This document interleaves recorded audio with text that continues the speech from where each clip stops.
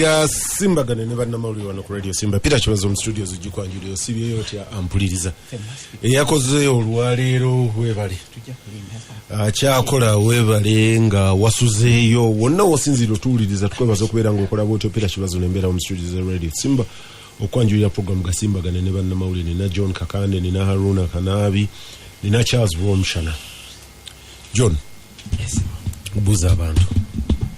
Abanafu n'abatuuliza mbalamusize enkya leero era kantu abamukisa kuno okusaasira banafu aba famire ya Kasirye Ggwanga eyatuvudde ku maaso kitalo nnyo ate era sinza kwerabira okwebaza banafu abasimba kuba nti mutuwadde omukisa nate ate okusingira ddala nte nina okwebaza bannaffe abatuwuliriza wano e Uganda ne Bunaayira badaffe twebaza nnyo bannaffe batuweereza ebitabo okwongera ku bwongo bwaffe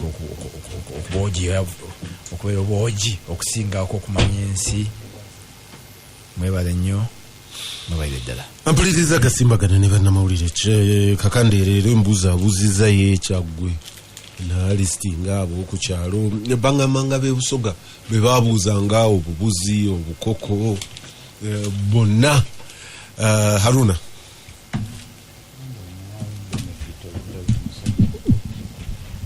ate si ekyo kyokka mutaka wa ku kitundu mukulu wa siga obeera omuwanise nnyo newendi ndi waggulu sebo ekyo tetuwakanye n'abaakuwanise nnyo naye kakati ono ow'olujja ayina okwoga ku nzo ow'ennyumba ayina okwoga ku nzo ow'olunyiriri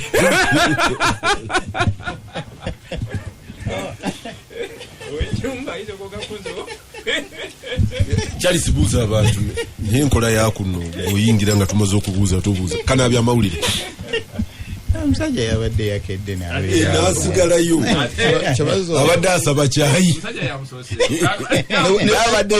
ekirungi ya security wabeerewo bawandiika tugende tulabane okusayinga abatuwuliriza abaagalwa nga ne Peter Kibazo mwali Katonda w'amaanyi Katonda wa kisa musiima nkyali mulamu musiima olwa ffenna abakyali balamu tweyongere okusaba Kanabi kusaba tetujja kulekera awo sebo naye njagala kwegatta kuba nange ekulamusa kuba tuwuliriza n'okwongera okwebaza Radio Simba olw'omukisa guno gwe waffe n'abatuwuliriza bonna okubeera nti tulina programu ng'eno ya buli lwamukaaga we tubeera ne tukubaganya ebirowoozo ku nsonga ezitali zimu n'abatuwuliriza abatusanga ne batwebaza abalala ne babaako ne beboogera sebo olw'omushana waliwo omwami yangamba ntuuse obubaka gy'oli mulirwana awo akolera awo naye agamba nti akunyumirwa nnyo naye omuyitako nga tomubuuziza naye yakumanyi naye ajja n'akuwuliriza naye ndowooza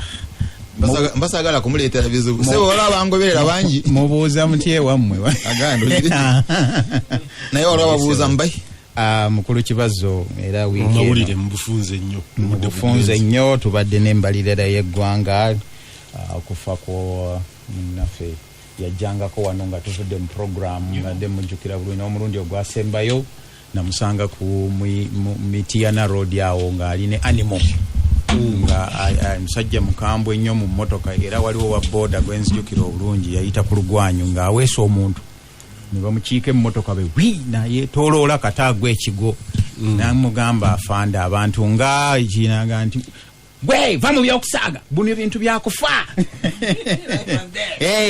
naye yali mukambwe nnyo abantu balina okutambula basatu mu mmotoka ne boda zaali tezirina kwetikka bantu mukulu Kibazo era ne ku muliraano president naye mulamba naye wagenza okugira nti yafudde obulwadde bw'omutima awo nawo ne tuvaawo mangu nnyo mukulu tubaddewo n'ensonga era okyali kuza okufaala omwami Eric Mutasinga ow'emukono agamba nti bamukuba amasasi mu bintu bya kafyu bagenza omulongoosa nga naye teyazza engulu naye kibi nnyo mukulu kibazo nsonga endala ezibaddewo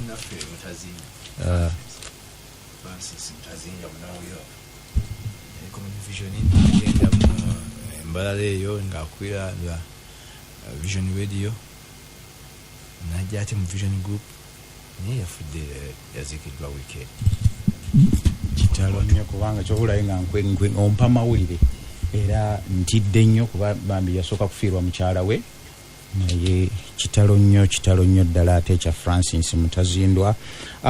Mukulu kibazo tugenza okumaliriza ensonga za COVID nazo masiki bagambye bagenda zigaba oba zaatandise naye nga zimalawo obuwumbi bumeka sebo 79 kinana mukamu. When will they expire? They agamba Buziga Hospital bagizimbira bilioni 39 kana bya mawulire they expiring at bilioni 39 awo simayo ja kudda nenga kibugenda kumala mwezi ebiri mukulu kibazo COVID ngali awera ne batugamba nti waliwo n'omuwendo gwe tubadde tulina naye nga mbutuufu ezimu ennamba zajjanga si ntuufu naye akulira laboratory Makerere yagambye nti these are institutional issues wezinaba zijje naye president yayogedde kitwalira awo tunaabiraba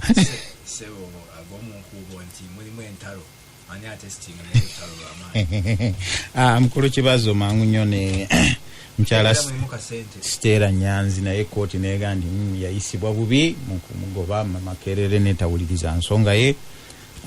Omulamuzi omukyalo oyo namuga nti bamuwulire obukadde 12. Tebakomyeko ekyo ne omuwaabi w'emisango Director of Public Prosecution omupya naga nti ensonga y'okutulugunya abantu ebitongole ebikola ku byokwerinda bisaanye bigikomye mangu nnyo. Actually Makerere ndoza yaluzinze ebiri mu space yemu waliwo n'ogwa mukwano gwaffe Yusuf Serunkuuma ndowooza naye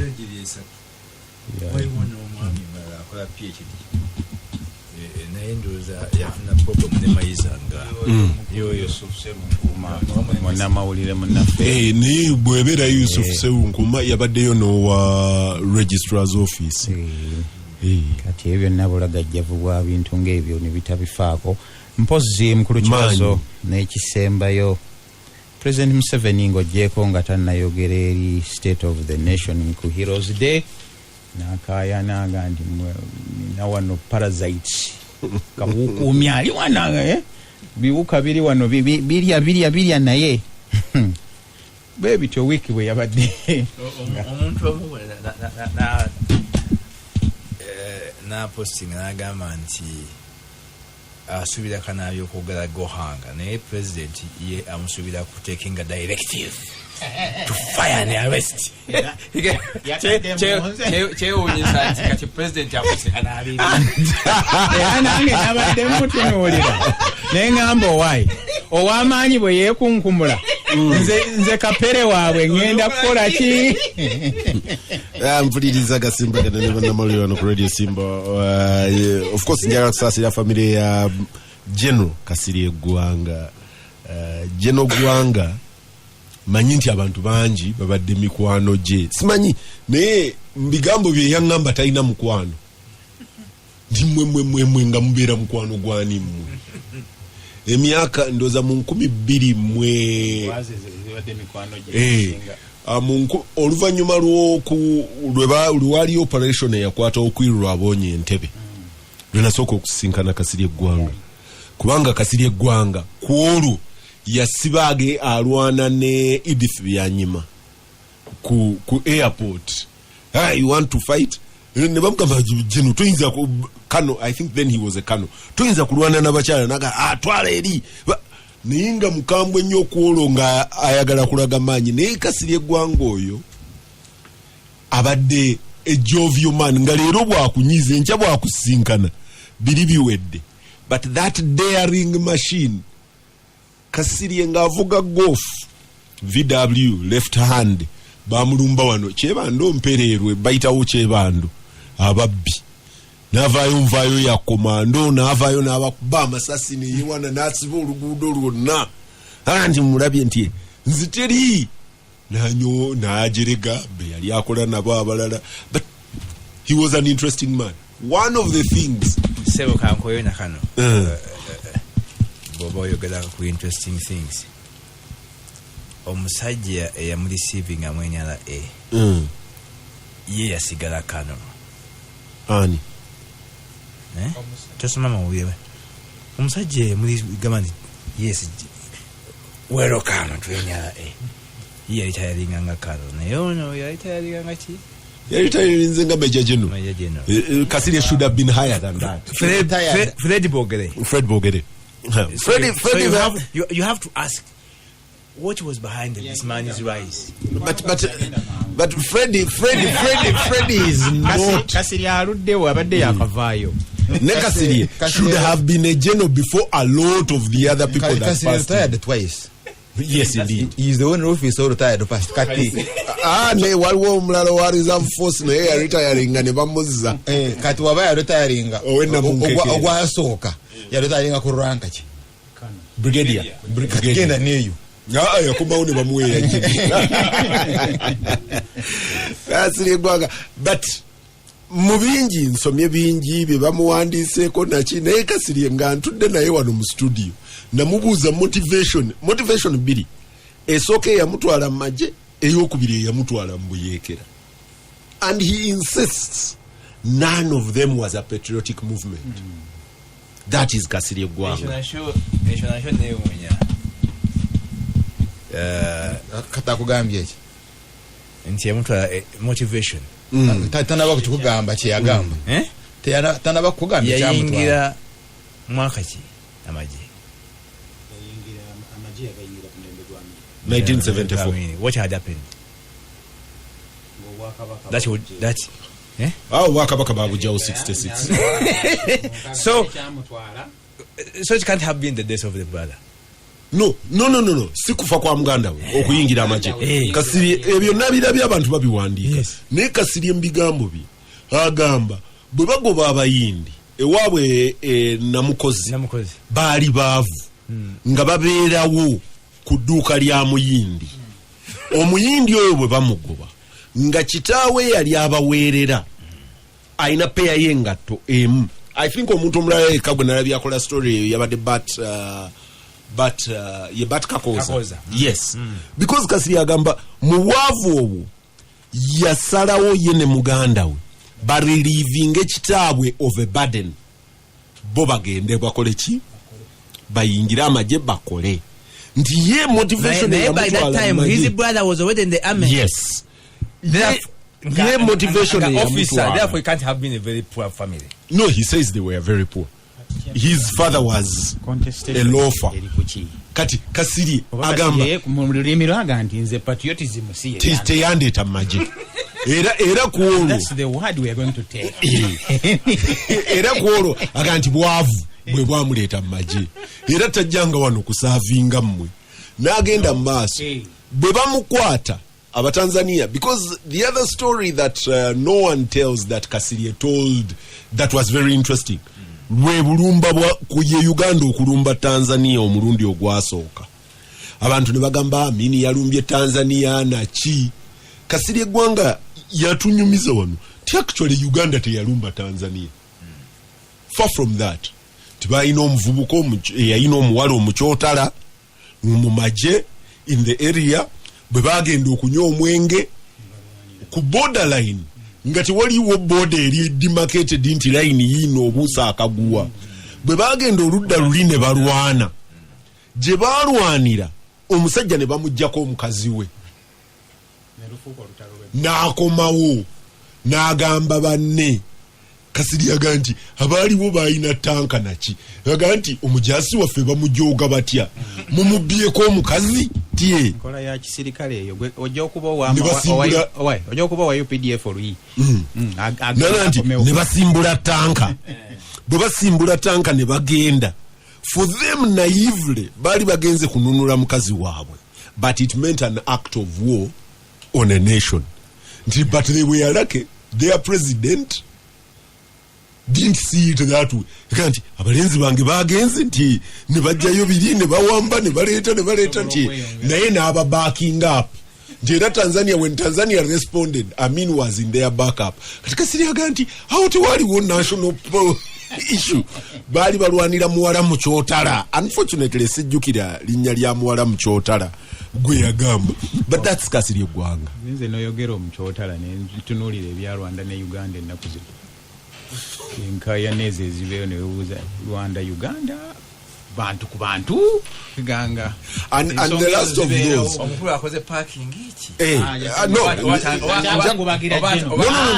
jena abadde mukwano jeno nja mwogerako enja kukkiriza ekinasembayo ku jeno nze kyenjo mujjukirako is mubuzo wayi ogenda otya it's not fair okwarasinga kibazo benabuuza Kasirye wagenda otya mu nsiko wali ndaga ntiki tinzi kyantwala mu nsiko bibiri ekisooka kwesasuza ku muganda we gandi batta muganda we neyamutta amumanyi emakindi kati nga ye ekigendererwa ki agenze mu nsiko adde yeesasuze. Owokubiri gwe yali agenze okwesasuza mu nsiko yali mukyala yali Kibuye ng'atunda semutundu. Kanti omukyala oyo bwe baatukwata ngaba prisoners of war omukyala yatwogerera agamutwale akakyala ako ne kannumiriza mbu neŋŋenda nga nti naye bwe ndikomawo kalingwako nti era bwe yakomawo Ekibuye yagendawo n'atuuka ng'akyamulabawo n'akima emmundu ye mbu bwe yakima emmundu ye bwe yadda ate omukyalo oyo y'omu ku baali bamuwaana abasirikale baffe munenkasonyiwa naye yangamba nti yagenda mu NRA by default kayeyiira bwe yalumba olubiri Kasirye yali yakadda nga released as a prisoner of war ng'ali Lungujje wa muganda we nge wa Kamya tata wa Betty Kamya gye baali bamubudamya tibano bwe balumba olubiri Kasirye had not yet joined, he wasn't part of them.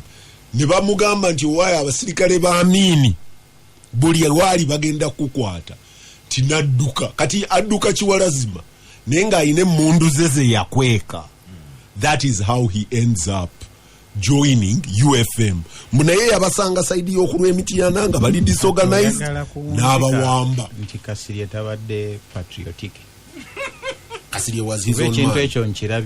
Kasirye was his own man. Ebyo ebirala bye mwogera mwe mubimanyi.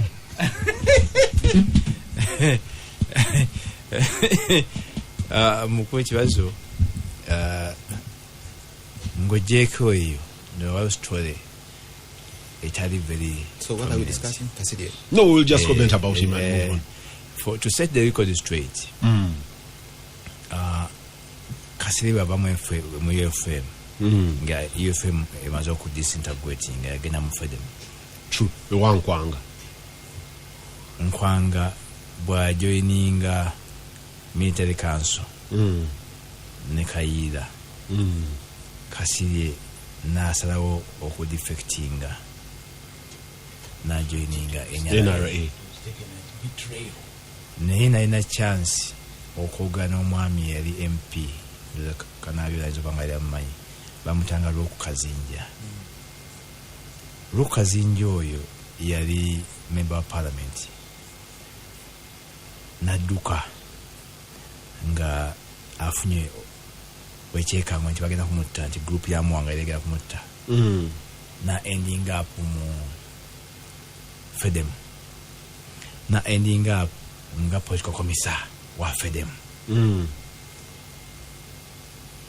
Bwe okuba nawe kuggwa nafuna omukisa nakwako naye ne mu star yali omupa sabwita waffe yali mu information nga nagenda mu MP basajja bateekawo school of journalism ku Wemwayi. Kazinja ayogera ki? Kazinja yagamba nti Kasirye Ggwanga bwe yajoininga Fedem NRA Kazinja na reflectinga ku who Kasirye Ggwanga was in Fedem. Kubanga yagamba nti first of all ye byadduka buddusi ye Kazinja tiyamanya group jagala kujoininga naye kuba contact be bamutwala muki mu Fedem ended up in Fedem naye bwasinkanayo omukulu Ggwanga namugamba oluvannyuma nga wayise baba nti why ti Gwenge yali MP with such a high profile wandiganyuddwa nnyo you stood to benefit more singa wali ojoining NRA than joining Fedem kati ono mu kiseera ekyo yagamba nti omusajja ono ndoza nkema ate mu nsiko nga balinanga tribunal yaabwe emalirawo naga nti omusajja ndoza nkema kwaki kumanya loyalty yange eri Fedem naga nti nze wano wensiimye era wano wenjala kwaki eventually bwajoininga NRA reflecting ku statement naga nti kiri possible nti omukulu ono yalina two legs leg emu ngeri mu Fedem ne leg emu ngeri mu NRA. Secondly, they also make court proceedings is a Kaira case nazo zijja kuwa another perspective chikwewunyisa okuba nti yasobola okurisinga mu ranks. Did he actually rise? Of course, by Major General. How many Major General do you have? Especially from Central Region. Charles, obaka na bikometi yo. Jeno Gwanga of course nze banga liemu interacting nze naye nagenda ku farm ye eno bayitayo Echagwe. Camp David. Echagwe sije yayitanga Camp David. Echagwe yo of course namboze yabadangamba nti wano omuntu bwafa empisa yakuno tekkiriza kumwogerako birala mwagala kumwogerako mazima gokka ne ekisoke takali Echagwe eryo lyali one of those estates zali gazetted era nebaye yavayo agandi ne takali ali lyange niwe nayogera ne brigadier Ggwanga twagenda ne Kisule Magala Katende ne Abusi mwogerere ye wansi ku farm ye nanga nti nti oyo asitula omuntu ayogere ti bana abasajja banyaze buli kamu ti nange kano kange chendowoza etakere linzo okubanga sizina proof chendowoza etakere eri Echagwe linzo okubanga lyali lyabayindi initially kati government ya amini begoba abayindi era claimant yali muyindi government ya amini begoba abayindi ettaka eryo ekitundu ekyo kubanga mwalinga mu tea plantation nga nene ddala walingawo coffee processing plants awo amini ebintu ebyo nabikwasa cooperative union cooperative society awaliwo cooperative society kyemmanyi kati how the things change tuka ku position kati Webiri actually John of interest mukulu sekandi vice president olwaleero omulundi ogwe ettaka eryo bwe baali balitwala ku then Kano Kasirye Ggwanga ng'akuba enduulu yagamba nti yagende wa sekandi I think sekandi was in custodian board or something nti yagende wa sekandi yali yamuwa empapula before leka ninze sekandi yampa empapula ettaka nenditwala nti kati omuyindi ajja atya kuno ajali nnyo wano era twali naye kati when you tell me that sekandi ye yali lawyer wa custodian board because then sekandi was I think in parliament as a deputy speaker mukulu Kasirye we yangambira yanga nti omuyindi ajali nnyo wano manyi nadde ntunuulira kakande wano nga ayina a lot of history ali awo naye wakwata eno neeno nenebuuza mukulu kibazo nti ebimu ku binsobi ndowooza gye tukola naddala nga Uganda ebyafaayo byaffe tetubiwandiika bisigala nnyo nga kwega kati olaba Kasirye tugezaako mu reflectingako naye ndowooza nga record weeziri eziri positive eziri negative kati ate ne tujja ne tuba n'ensobi endala nti abantu bwe beewandiikako mukulu kibazo naddala wane Uganda batulimba oba batulagako saidi emu nakugamba empisa zaffe za nsonyi nti nze kati ondaba nkani ne wabaawo n'enjogera nti omuntu bw'amala okufa toyogera birala ng'okola ki naye ndowooza tusaanye tubeere beesimbu mayiga nabikampuli ekimuli katono oyogedde ku nti wano abantu teboogera mazima gundi ebitabo bibiri ekisooka ekyakatega was such a disappointment. It was such a disappointment. Nakisoma olw'eggulu olumu nenchimala naye ekyo bwenkimala nenkwata ekya Mzee Sam Kaleganjuba. Mzee Sam Kaleganjuba nali maze omwaka mulamba nga tumanuscriptinga ekitabo n'emboozi ye gye yali ayagala okukolamu ekitabo ng'atuula ku Nick House awo mu ofiisi ye. Ne Mzee Sam Kalega ina we yatuuka nanga nti ekitabo kino kanjira nkireka abamu nja banyiiza nti bagezezaako ku reconcilinga nange naye bwe yagenda okufa ne bapublishing ekitabo nenziruka emisinde nengula ekitabo ekyo wali mu kuziika bwe twakigula bwe nagenda okutuuka eka buli we nasomanga nati wano twali yali agambye bino nga sibira nga sibira nga byonna tekitegeeza nti yafaino ki kitabo kibaako ba editor ekyokubiri kati ne family yizo ba nti gogenze we bati mulembe naye tojja kutuletera ntalo. Ekisembayo kya mukulu bidandisali kintu musoke ne yagamba omukulu goyogeddeko Sam Kaleganjuba omukama amumuze minene yagamba nti omukulu Mahogany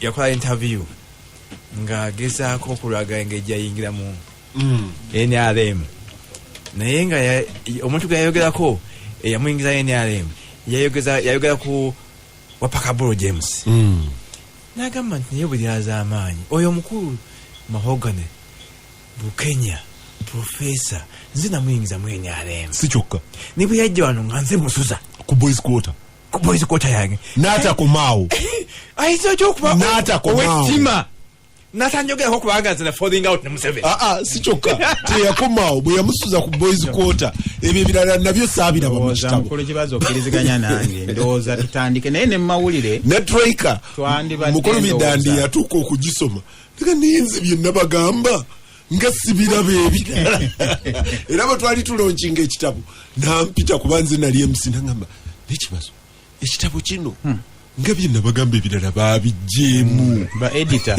naye ng'ekizibu kyalina baganda be kintu musoke n'ekirunda kiva ejjinja baali baddaalingi eri kati nga ye yafuluma nga byayogera biyinza okwonoona famire. So ndowooza ensonga yange mugitaanyiza bulungi nnyo nti engeri gye tuwandiika ku bantu baffe oba ne gye tukuŋŋaanyaamu ebyafaayo ebyo nti bwe tutandika okwewandiikako oyagala kulagako oludda lumu n'otalaga luluwa luno olulala naye Kasirye tubadde tumwogerako ku bino byonna naye waliwo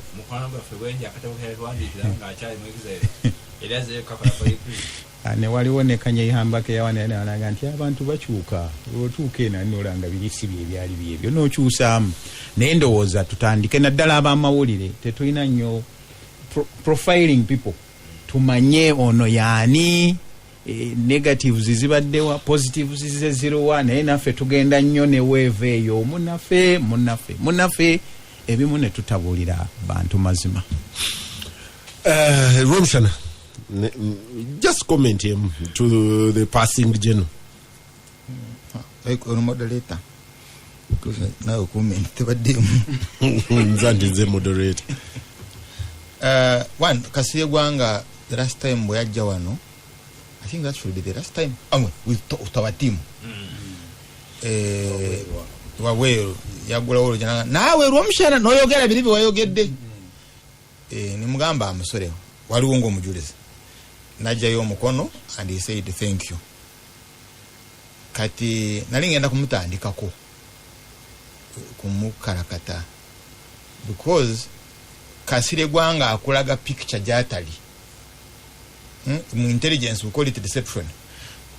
Umuntu ayinza okubeerawo nga byali mu biringa drama be naye nga ono si Muwanga Kivumbi ngali mbi abayimbi ali mu biki bakusasira abo bebe cool Muwanga Kivumbi original. Waliwo omusajja Muwanga Kivumbi amumanyi. Bamusanga eyo mu muzikiti nga ali ku tasbihize naye abasebe bagani gundi ajigwe wena nedda. Osanga tunyonyose bulungi. Siye gwayinza okubeera n'omukalabanda ku muzikiti wano ng'oli ku tasbihi. Ate no wanseno. Oyina ekirala kyo. Ngabo wansanga ku mweso n'ogamba romshana ku mweso wano ewandege naye sebo nali ku mweso nyina wo mukiga naye tamanyi kutema mpisha zibeera mu ngalo natetema kati mukulu kibazo Kasirye Ggwanga nze ngeri gye mulaba abadde embodiment of Buganda's nationalism naye nga yesuka ku ba Muwanga Kivumbi because ye yali both military and political because ye general muwano awangula akalulu akali free and fair nebo government nebo badi wa government ero akaddemu akalulu abadde akaddamu nakola ki abadde akaddamu nakawangula tu wafiiridde ku myaka gye ne resources bonna abalina impact in population centers of energy bonna wa Facebook abawandiika media journalists remote radio talk shows na Kasirye Ggwanga kwali even nga omulaba amanyi matono but still he would be there so in PR abadde Sara but abadde ino mulimo omulala insigo abadde tamanyi nnyo nti abadde advisor w'omukulu ku security mu region eno kato ino okunoonya baabo muwadde but ongamba akaseera katono now Kasirye Ggwanga yes there must be a reason why baabo muwa Kasirye Ggwanga agenda okujoininga ensuko ngali conditioned because oli wakugamba nti batta brother we ate bamuta because bamugamba Kasirye Ggwanga aliwo. You know, these are the same stories that tufune Kyambogo mukulu Museveni zawanika mukataba ka mustard seed byarahanga bamukwata nagenda mu kinabiro nakasuka grenade bona bali mu rume ne bakola ki ne bafa ate nga jikasuka ngali mu mbugamba msiring heno webuza gwa wandika story waliwa who was the witness because there is no survivor na yengo olabo oli agamba batoka ku mulyango bakuba kodi mane bajera we batolina atula mu sitting room but all of them are dead and there are no CCTV cameras kati go story ya vawa kati ye story ya Kasirye Ggwanga bamukuba nga bamubuza Kasirye Ggwanga arazewa ya kubyo rubiri arazewa question story what is the source of that story but anyway ani agamba nti bamukuba James Kasirye you know James Kasirye yes brother wa Kasirye bubalumba olubiri nti UNRA yalowooza Kasirye Ggwanga not James Kasirye Kasirye Ggwanga yakubye kati ne bakwata brother we ne batana okumwemigo tulage brother wo wali in other words kyechinyiza Kasirye Ggwanga agende munsi because that's on record yeah that's on record now question erinti chebaita primary ne secondary sources mukuwandiko iyo wako waliwe yenyini yali mu kintu yeah but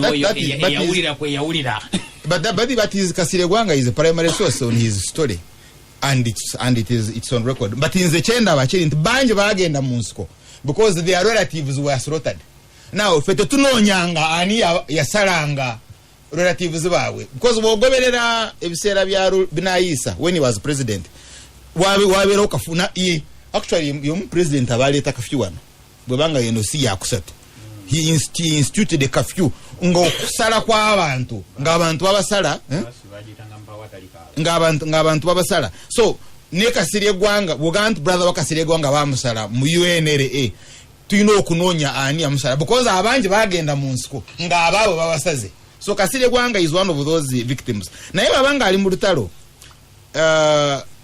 I observe two things one aita mu minorable groups UFM naita mu FEDEM nagenda mu NRA it is not easy mu period of 5 years okutambula mu various rebel groups atengo otukira waggulu it's not easy because okuyingira mu rebel group oyino okubako networks zoyitamu zikuveting naye okujja n'otuuka mu command eri nakyo tekibeera kyangu ekyokubiri bwanga balumba lubiri Kasirye Ggwanga yali instrumental one yali akulira atirali ate nga ali wala what is it No, he was not. Duda ogamba okulumba olubiriddi. It was I have done research on this. Okulumba olubiriddi. That's 82. Yeah, well, no, when they attacked Rubiri in 1985. In 85. 85. No. You know, yes, when Museveni captured Rubiri. Oh, when Museveni captured. Yeah. It was Okay. government involved. But even in 82, by the way, forget the narrative. I think he was by then involved in UFM. And he played a role. So my interest is in attacking. Yes. Yes. My interest is in Yes. My interest is in the last attack of Rubiri. One, yali materali. Avayo escorted by Patrice Lumumba's battalion. Nemuleta nemhani ngova to battalion charu ya Charugonza. Wajoiningira mugara wo mkwano gono wano mugara wano FDC. Because be babiri abawo mu Rubiri dekisenge. Nibakuba amasasi agamajego bote ngakola ki biko ineyingira ne balukwata. Question erinti oli akamani ngatira leri omujja yotya abere gana wa AK47 ku front line. So he must have been critical. But kumukuba olubirawo there is a critical commander wo Muganda yafa nga bamwita Sabata. Now Sabata was the third in command of 7th battalion ya Matayo Charugonza. Ata afanga ali behind ne bodyguards level na. Now we have the following commanders: Mutumba, Chiyinji, Segawa, Dragonyanzi, Chigundu, Semakula, Magara, not some Magara. Abo bafira around Makindi. Bafira around Makindi. Antu banga mkule comment. So chwala ibintu ndiduka munyo. Now, but so group eva eruwero tesuka Makindi. Group joining katonga ya UFM ya igata ku NRA yevamu abafira mu Lukola 10 etc. Now then, so why have I brought this? NRA ewagirwa bano bakakati bamuwanga Kivumbi nga bayina obucha eri obote ate yesinga y'obusungu ireta ino Buganda ate yesinga y'obusungu eri NRA because abantu abakwatidde NRA mundu bali babiri abengulu ate ne mu Buganda because manyi NRA gamati akawangula rebel groups 20 naye Buganda ozituna mu zonna base areas ezaba yekera abadde bagirwanyisa ziri wano. Now finally mukuru kibazo, you look at go and study Webiri, that Kayanja bamuleta as commander operation Webiri aige ababi yaddayo naleta networks zebali nazo ninde mu oyogeranga rolo yo nawe Webiri ekibazo. I thought this was a serious conceptualization. So addayo naleta those networks, but after Webiri baba kuba masasi they were all executed. So we therefore need a honest conversation. Kasirye Ggwanga be the turning point tutule and we discuss this question. Gasimbagane ne bannamawulire. Muwanga. Muwanga simanyi nti yali amanyi nnyo Kasirye. Kasirye Ggwanga mbadde simanyi nnyo nga mulaba ku festival naye era samuteekinga ngamu interest nene. Unfortunately kusinga kumwe na questioninga nnyo ndowooza ate ku myaka emisaamusaamu ate ne conclusion nenzikola ku bantu abagenda and ndabawo generation era neyammwe mweri abakyabatwala mu mystery eno eya liberators. The generation yaba Kasirye ba Museveni bani buli kiseera bagala nnyo okweteka ku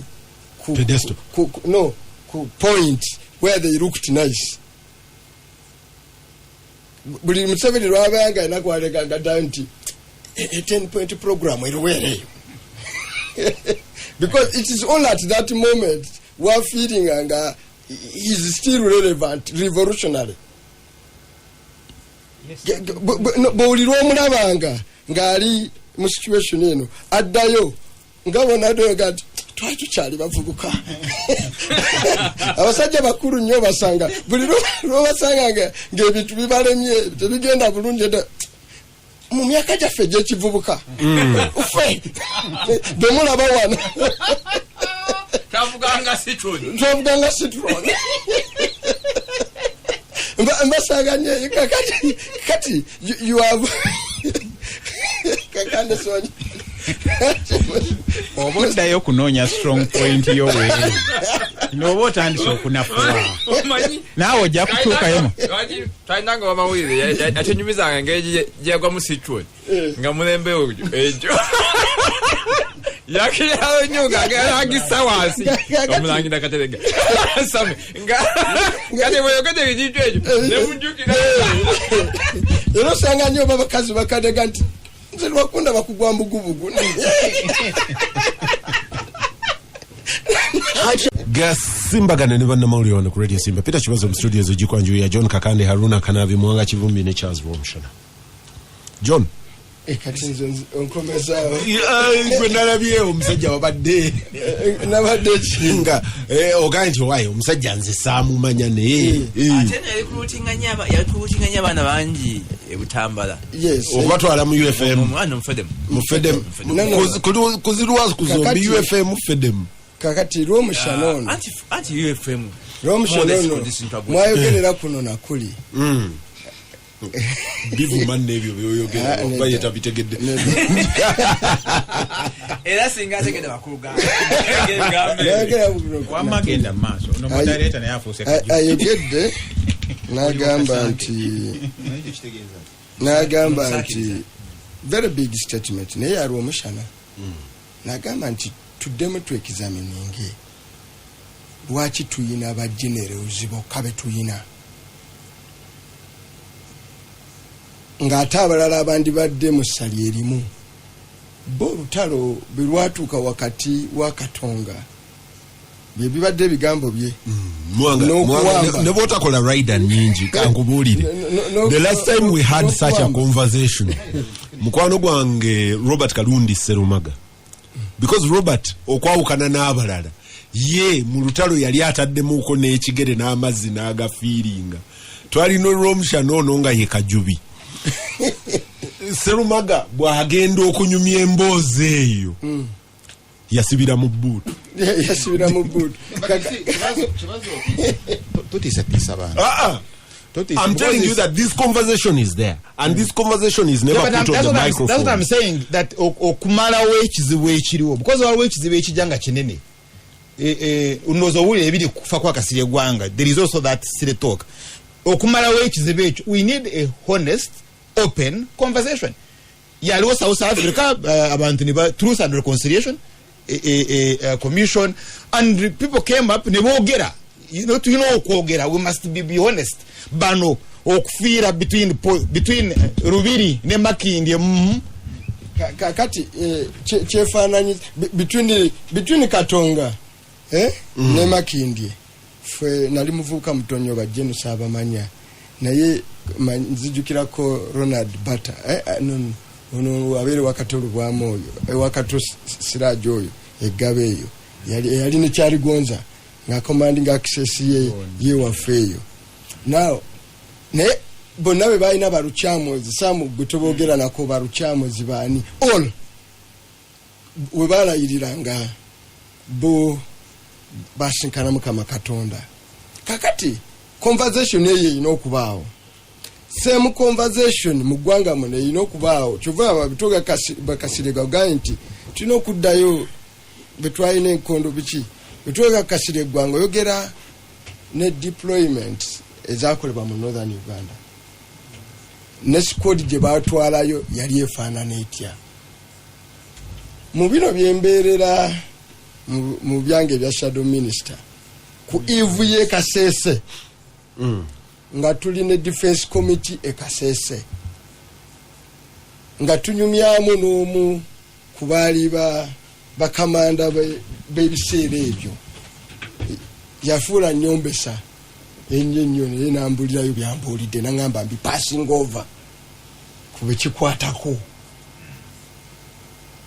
ng'ebimu ku byo byali nga decisions zimaze okukolebwa nti omutima they were not going after the Webiri omutima gwosangamu abantu abakaluba bwe batyo guteeke okubeera broken at some point ekyokubiri kyeyangamba ennyo was to warn the cultural behavior y'abakonjo.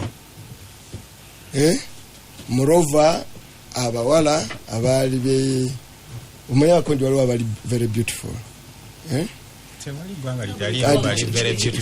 Kigambe kikalisaka kiseka mu terms olize yangamba nangamba nti mbawoninga ennyo ku bigambo ebyo n'olwekyo begendeze kubanga alati nnyo kubanga abamu be baali bataddeyo they were on a mission.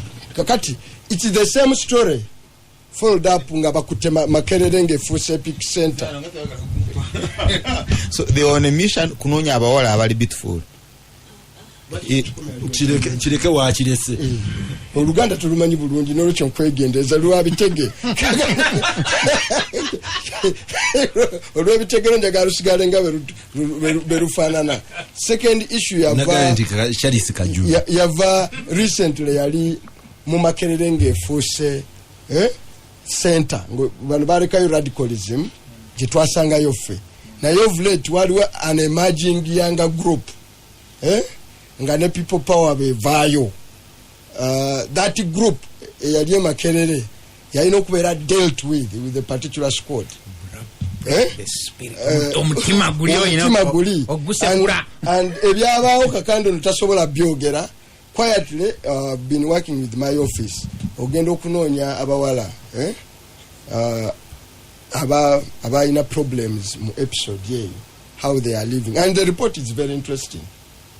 Bobatunulira how they are doing. It's funny media take your time ogwenda onoonye those girls bwabakubako nnyo how are they doing, how are they faring. Ojja kusanga something very and I know New Vision will not publish nojja kusanga something very interesting ebibakwata mu memoirs kandi tajabiwandika kakati tajabiwandika kati kiddayo ku rolo y'abakasirye Ggwanga kubanga omukulu Muwanga. First of all, alina platform asobola kwitwala mu parliament n'abitebolinga tabiteeka munnogu bw'aba tasobola agasijja kusobola oli akoze his opinion yeeyo ate Muwanga alina ne privilege abitwale mu parliament bere ku floor bijeyo tebefulumye. A chance code ya Lisa Amanyi Makerere was public knowledge. It was in the media, it was everywhere. No, naga njogera n'abamanyi obulungi Oluganda. Tetoli omukubo.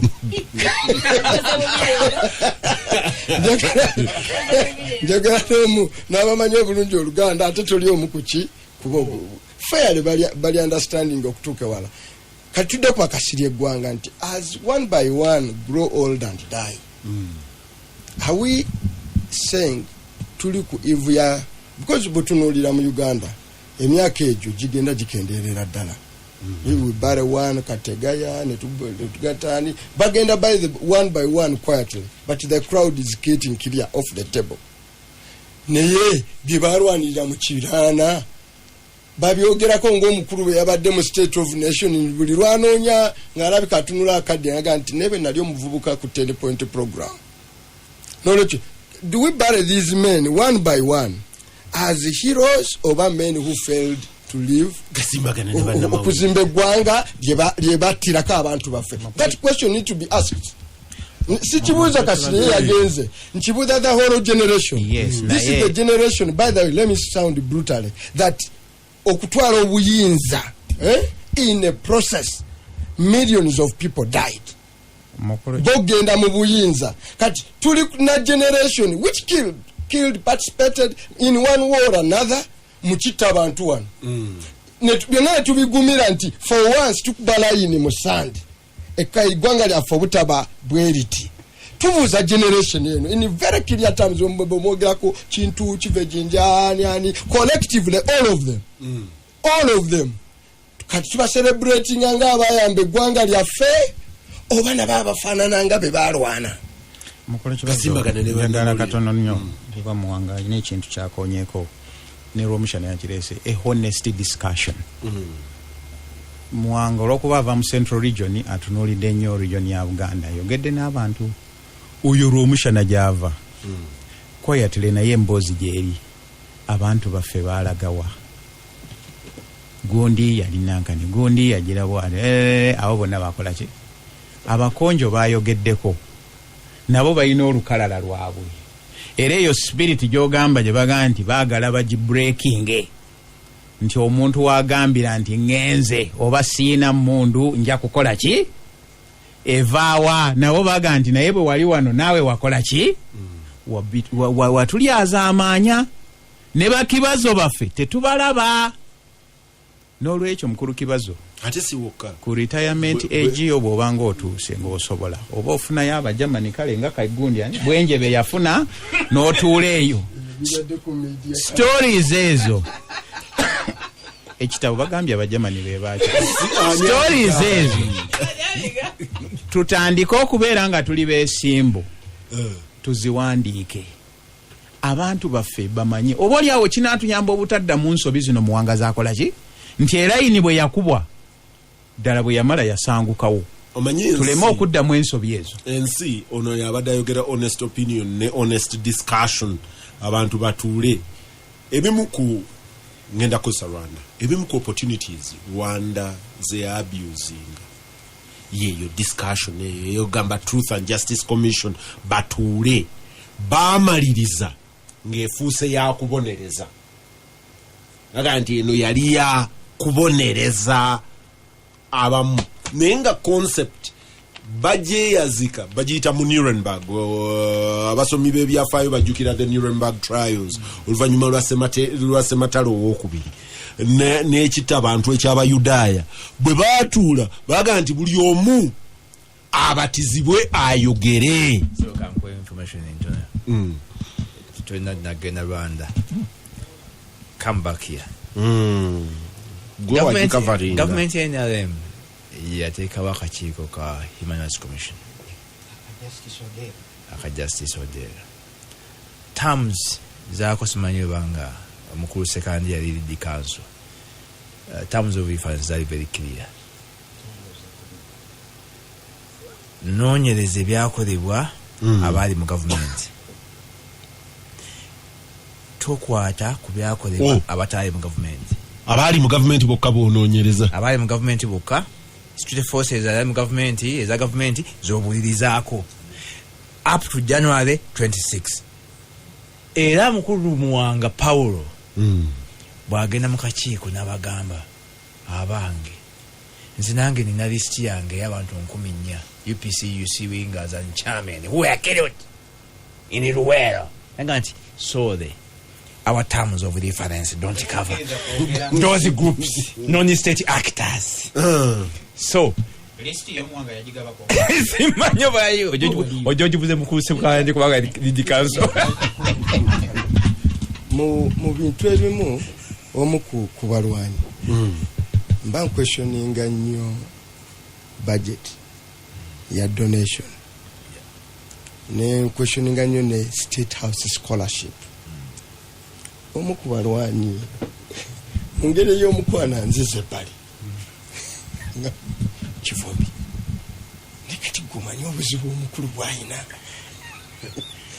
n'abaana bano abantu abangi betwali nabo mutale